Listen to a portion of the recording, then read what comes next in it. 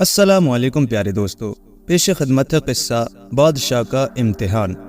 پرانے زمانے کی بات ہے، کسی ملک پر ایک نہایت نیک اور سخی بادشاہ حکومت کرتا تھا۔ جو کوئی بھی اس کے دروازے پر آتا منہ مانگی مراد پاتا۔ اس کی سخاوت کی ہر طرف دھوم مچی ہوئی تھی۔ اس سخاوت کی وجہ سے لوگ اسے بادشاہ خدا دوست کہتے تھے۔ ایک روز بادشاہ کے دربار میں ایک سوالی آیا اور آداب بجا لانے کے بعد کہنے لگا، اے بادشاہ، اگر تو سچ مچ خدا دوست ہے تو 3 دن کے لیے اپنی سلطنت میرے حوالے کر دے۔ تو گھر جا کر بیٹھا رہ اور میں اس تخت پر بیٹھ کر حکومت کرتا ہوں۔ بادشاہ اسی وقت تخت سے نیچے اترا۔ پھر اس نے اپنے دربار کے سب امیروں اور وزیروں کو تاکید کی کہ اس شخص کا حکم مانے۔ یہ کہتے ہوئے اس نے اس شخص کو اپنی جگہ تخت پر بٹھایا اور خود اپنے محل میں چلا گیا۔ وہ شخص 3 روز تک بڑے ٹھاٹ سے تخت پر بیٹھ کر حکومت کرتا رہا۔ چوتھے روز بادشاہ اس کے پاس آیا اور کہا، لو میاں، تم 3 دن بادشاہی کر چکے، اب تخت سے اترو اور اپنا راستہ لو۔ یہ سن کر اس شخص نے جواب دیا، اے بادشاہ، پہلے تو میں صرف اس ارادے سے آیا تھا کہ تیری سخاوت کا امتحان لوں۔ واقعی جیسا سنا تھا تجھے اس سے بڑھ چڑھ کر پایا، مگر اب جو 3 دن بادشاہی کا مزہ چکھا تو ارادہ کچھ اور ہو گیا اور اس تخت سے نیچے اترنے کو جی نہیں چاہتا۔ تجھے ساری دنیا خدا دوست کہتی ہے۔ میں تجھ سے درخواست کرتا ہوں کہ تو یہ تخت اور تاج خدا کے نام پر مجھے بخش دے۔ بادشاہ نے اس کی بات سن کر بڑے اطمینان سے کہا، میاں، یہ حکومت اور تخت و تاج تمہیں مبارک ہو، لو سنبھالو، میں چلا۔ یہ کہہ کر وہ محل میں واپس آیا اور اپنی ملکہ کو ساری بات بتائی۔ وہ بھی بادشاہ کی طرح بہت نیک تھی۔ اس نے شکایت کا ایک لفظ تک زبان سے نہ کہا۔ ان کے 2 لڑکے تھے، ایک 10 برس کا تھا اور دوسرا 7 برس کا۔ ان دونوں کے ہاتھ تھام کر میاں بیوی خالی ہاتھ محل سے نکل کھڑے ہوئے۔ بادشاہ اپنے دل کو یہ تسلی دے رہا تھا کہ اتنے عرصے تک بادشاہی کی ہے، اب ذرا فقیری کا مزہ بھی چکھو، یہاں سے کہیں اور چلنا چاہیے۔ خدا کی ذات بڑی رحیم و کریم ہے، کوئی عجب نہیں کہ وہ اپنی مہربانی سے کوئی اور صورت پیدا کر دے۔ بادشاہ اپنی ملکہ اور دونوں لڑکوں کو لے کر سفر پر روانہ ہو گیا۔ کل تک سواری کے لیے سینکڑوں ہاتھی اور گھوڑے موجود تھے، آج اپنے پیروں کے سوا کوئی سواری نہ تھی۔ کل تک ہزاروں نوکر چاکر ہر وقت ہاتھ باندھے سامنے کھڑے رہتے تھے، آج کوئی حال پوچھنے والا بھی نہ تھا، مگر بادشاہ تھا کہ اس حالت میں بھی شکایت کا لفظ زبان پر نہیں لاتا تھا۔ پیدل سفر کرتے، کبھی 2 کوس طے کرتے، کبھی 4 کوس، کبھی کچھ کھانے کو مل جاتا، کبھی فاقہ ہی رہتا، مگر اس پر بھی وہ خدا کا شکر ادا کرتے۔ چند روز تک اسی طرح سفر کرنے کے بعد وہ ایک شہر میں پہنچے اور ایک سرائے میں جا کر ٹھہر گئے۔ ایک سوداگر کا تجارتی قافلہ شہر سے باہر اترا تھا۔ سوداگر گھوڑے پر سوار شہر کی سیر کرتا اتفاق سے اسی سرائے میں آ نکلا۔ اس کی نظر ملکہ پر پڑی تو اسے دیکھتے ہی سمجھ گیا کہ یہ کوئی اونچے خاندان کی عورت ہے۔ اس نے سوچا کہ اگر اس عورت سے میری شادی ہو جائے تو میری عزت بڑھ جائے۔ اس نے بادشاہ کے پاس آ کر سلام کیا۔ بادشاہ نے سلام کا جواب دیا تو سوداگر رونی صورت بنا کر کہنے لگا، اے عزیز، میں تاجر ہوں، قافلہ شہر کے باہر اترا ہے، میری بیوی بیمار ہے، کوئی ایسا نہیں جو اس کی دیکھ بھال کرے۔ تو خدا کا نیک بندہ معلوم ہوتا ہے، اس نیک بیوی کو 1 دن کے لیے میرے ساتھ کر دے، شاید اسی کے ذریعے میری بیوی کو درد اور تکلیف سے نجات ملے، ورنہ ایک جان کا مفت میں خون ہو جائے گا۔ بادشاہ اور ملکہ تاجر کی بات سن کر گھبرائے۔ آخر نیک دل بادشاہ نے ملکہ سے کہا، اس محتاجی کی حالت میں بھی ہم کسی کے کام آ سکے تو یہ ہماری خوش قسمتی ہوگی۔ جاؤ، دیر نہ کرو، خدا جانے اس بیچاری کی بیوی کا کیا حال ہو رہا ہوگا۔ ملکہ نے زبان سے انکار کا ایک حرف تک نہ کہا اور اسی وقت سوداگر کے ساتھ ہو لی۔ سرائے سے باہر نکل کر سوداگر نے کہا، دیکھو، قافلہ دور ہے، مجھے آئے ہوئے خاصی دیر ہو گئی ہے، تم یوں کرو کہ میرے ساتھ ہی گھوڑے پر بیٹھ جاؤ، اس طرح ہم جلد پہنچ جائیں گے۔ ملکہ بیچاری سوداگر کی دغا فریب کو کیا سمجھتی، اس کے ساتھ گھوڑے پر سوار ہو گئی۔ سوداگر نے قافلے کے پاس آ کر کوچ کا حکم دیا اور خود ایک طرف کو گھوڑا بھگا لے گیا۔ ملکہ نے جب یہ حال دیکھا تو اسے سوداگر کے فریب کا پتہ چلا۔ اس نیک بخت نے بڑا شور مچایا، بہت تڑپی، روئی پیٹی اور چلائی، مگر سوداگر کم بخت نے ذرا رحم نہ کھایا، اسے گھوڑے پر بٹھائے کہیں سے کہیں جا پہنچا۔ ادھر بادشاہ سرائے میں بیٹھا انتظار کر رہا تھا۔ خاصی دیر کے بعد اس نے سوچا کہ خود چل کے دیکھنا چاہیے کہ کیا ماجرا ہے، ملکہ ابھی تک واپس کیوں نہیں آئی۔ وہ دونوں لڑکوں کا ہاتھ تھامے سرائے سے نکلا اور شہر کے باہر آیا۔ ادھر ادھر بہت ڈھونڈا مگر قافلے کا کوئی نشان نہ ملا۔ دور خاک اڑتی نظر آئی اور گھنٹیوں کی آوازیں کان میں پڑی۔ نہ پاؤں میں دوڑنے کی طاقت تھی اور نہ دل میں ملکہ کو چھوڑنے کا حوصلہ تھا۔ آخر وہ لڑکوں کو لے کر اس طرف چل دیا جس طرف قافلہ گیا تھا۔ تھوڑی دیر چلنے کے بعد بادشاہ راستہ بھول کر ایک اور ہی طرف جا نکلا۔ سامنے دریا تھا۔ ادھر ادھر دیکھا کہ شاید دریا پار کرنے کے لیے کوئی کشتی مل جائے، مگر وہاں نہ کشتی تھی نہ ملاح۔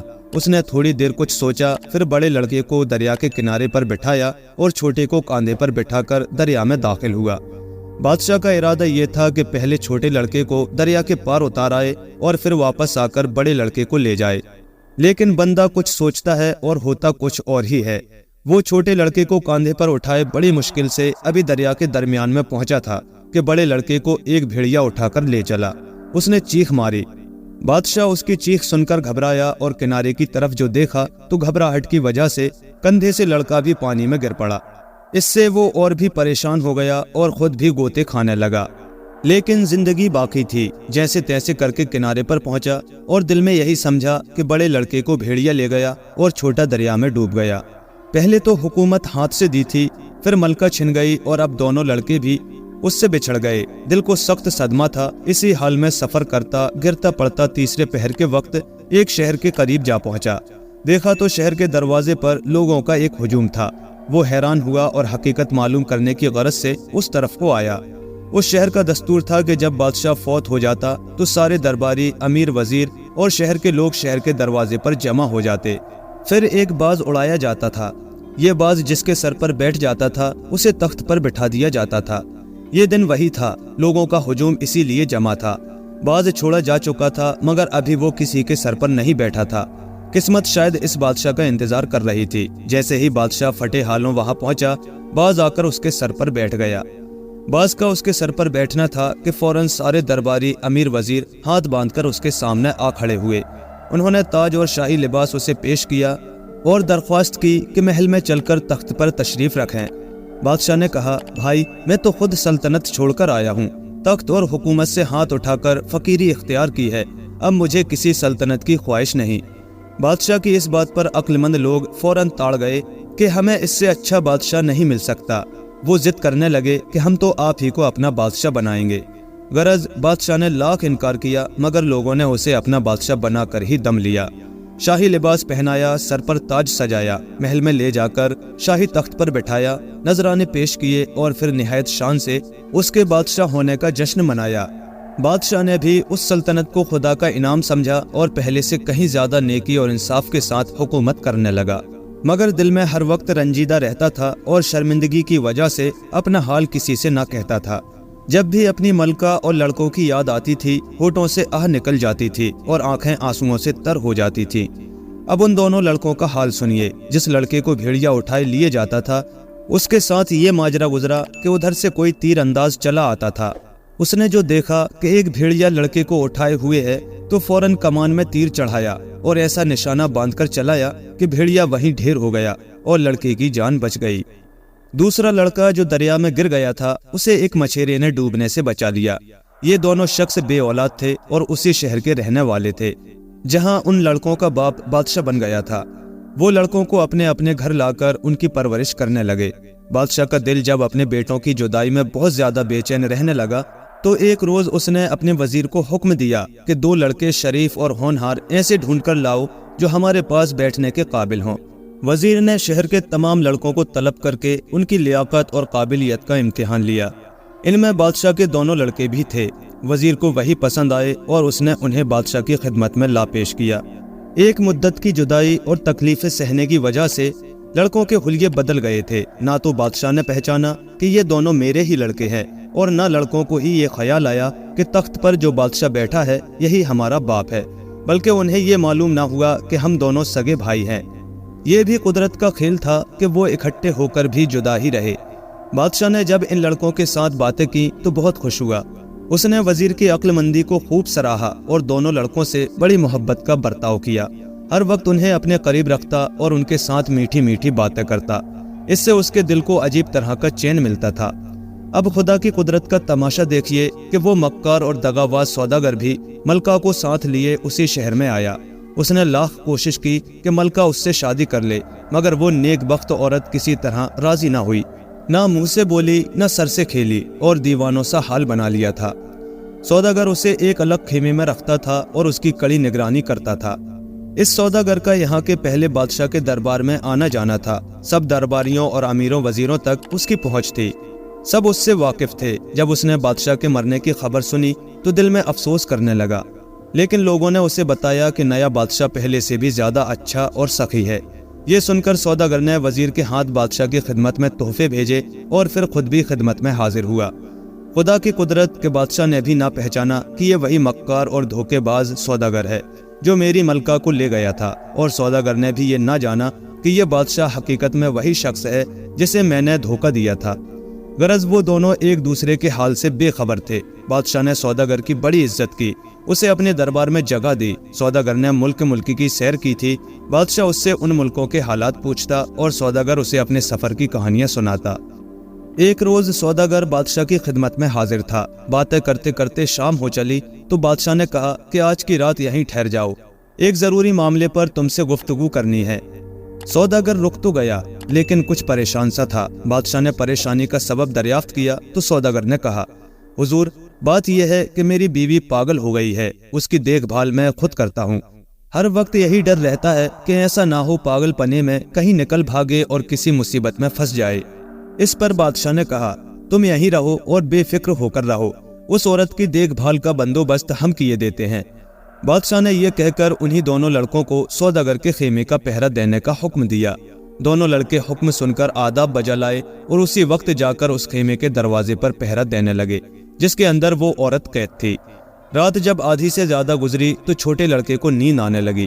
اس پر بڑے لڑکے نے کہا کہ دیکھو، سونا مناسب نہیں ہے، ایسا نہ ہو کہ ہم سو جائیں اور ہماری غفلت سے فائدہ اٹھا کر یہ عورت اس خیمے سے نکل بھاگے۔